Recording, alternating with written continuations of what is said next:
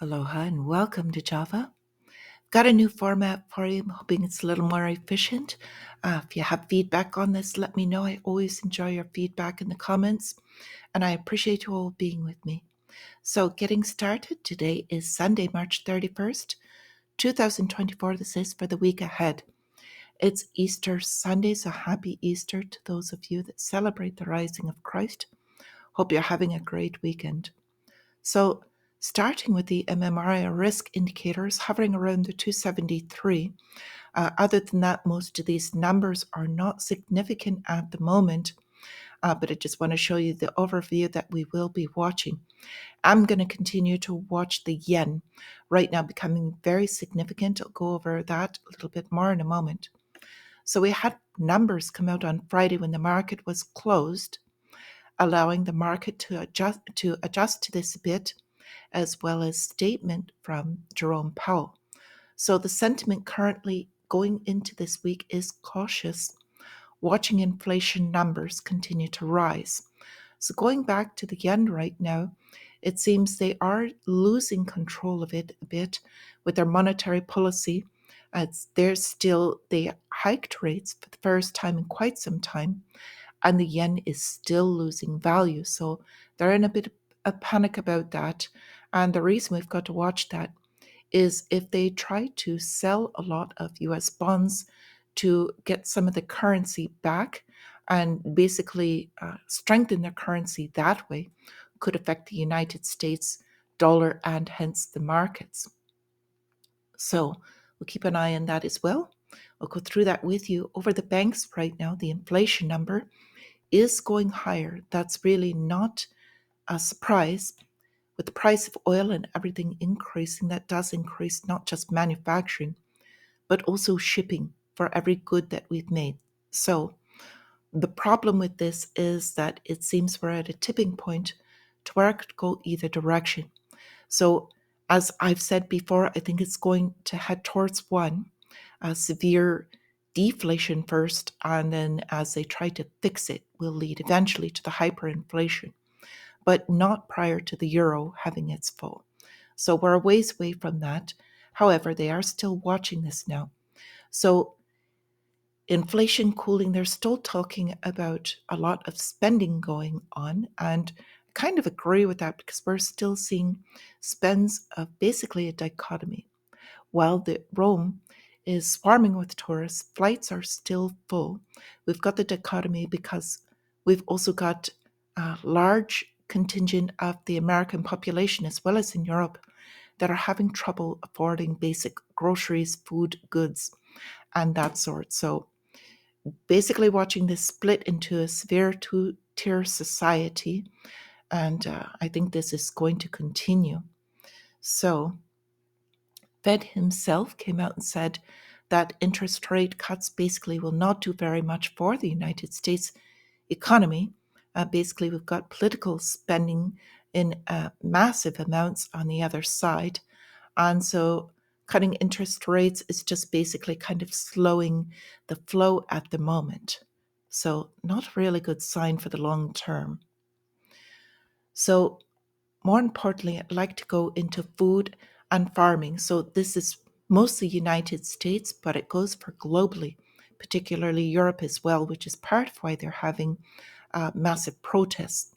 So the government control in not just pricing, but corporate control of the food as far as herds with animals, and then also agriculture in the land. So we've got a handful of agricultural barons, they're calling them, between either corporations. Bill Gates is now the largest agricultural landholder in the United States. And we've got mega corporations. So we're talking about 3M, Monsanto, and they're doing testing on their GMOs as well as, multiple other things, vaccines in food and other things so that they can kind of basically have a corner on the market. So one of the outcries that's being very quiet right now is there's a large amount of money that was allocated in this latest spending bill to keep Congress going, earmarked to tag and track cattle. So this is going to harm the small farmer. And if something comes out like this, for instance, they're saying there is now a large avian flu coming out in dairy herds, they can force culling of the cattle and track where they are. So fighting this now, because once this gets instilled with full government control, it's really going to affect uh, food availability and by default food prices. So very important. If you follow on X, which was formerly Twitter, we've got more on that going on.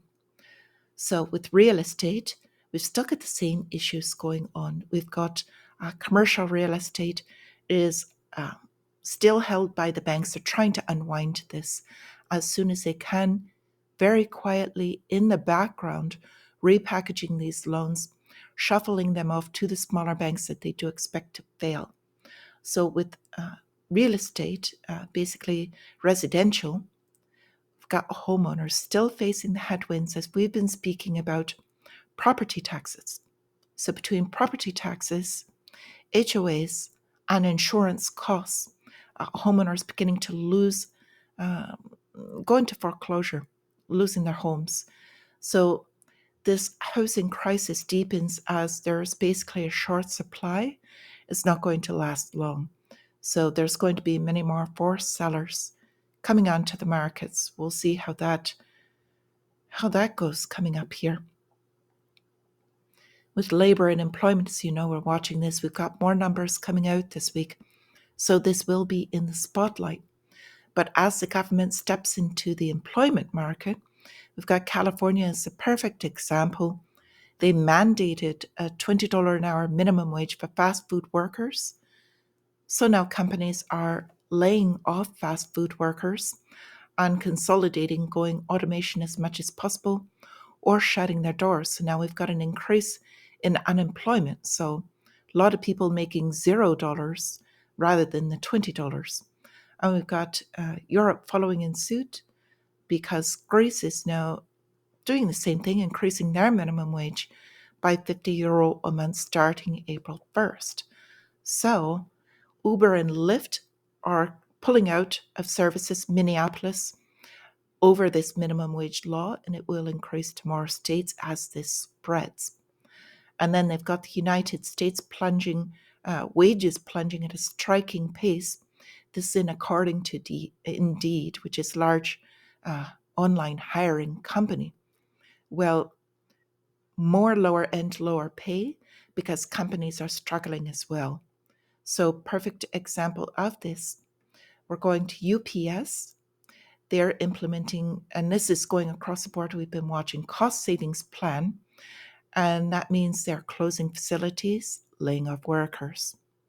If you don't do that, you do what a large shipping company has just done. We've got another one filing for Chapter 11 bankruptcy. So the less players there are, the less competition. They'll increase prices as well, going more inflation. How does this work out? Well, Canada's kind of spearheading this for the Western world, so you can get an early view. We've got Canada Police warning of a revolt among these rising prices because people cannot afford a living here any longer. So going into our lava updates, we've got these two again. So they basically got a monopoly going on without formally being a monopoly. It's Microsoft and OpenAI, artificial intelligence.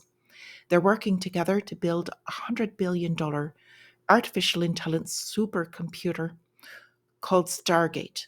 So that name has significance as well to many of you will know. But this guy, again, Sam Altman, as I've spoken about this before, there's a lot more to this that I can not say here, but I just want to bring that up. Also, during the eclipse, we've got CERN's. This is the largest particle accelerator facility. They're going to be shooting out, basically reigniting during the solar eclipse because they want to do more tests and experiments. So the timing of this I find very interesting. We'll see what happens. We've also got all kinds of warnings coming out, which is very unusual. It's just an eclipse on its own. So this is really what I wanted to bring up because this guy, And it plays into a lot of the things that I've been saying through the World Economic Forum. This is Yuval Harari. I've spoken about him before. He basically put out this video. I'm going to go over to X because it's got a clip. He's saying there's basically no such thing as rights. There is no God. These things are all fictional. And he goes on to say also that all of politics is fictional as well. So basically, setting the stage to re engineer humans from the inside out. He goes into another video saying the way that we can do that is through a supercomputer and artificial intelligence. And that basically, if you're a human with no rights, there's nothing you should be able to say about this. So I'm just going to play a clip for you. There is much more we'll go into with Twitter. So here's him from his own mouth. Many, maybe most legal systems are based on this idea, this belief in human rights. But human rights are just like heaven and like God. It's just a fictional story that we've invented and spread around. It may be a very nice story, it may be a very attractive story, we want to believe it, but it's just a story. It's not a reality. It is not a biological reality. Just as jellyfish and woodpeckers and ostriches have no rights, Homo sapiens have no rights also. Take a So I just want to bring this up because I think this could lead to basically a lot of evil. People like this in control that can dictate what you're allowed to do, what you're allowed to eat, and it goes even deeper than that. So just going to leave you with that for now.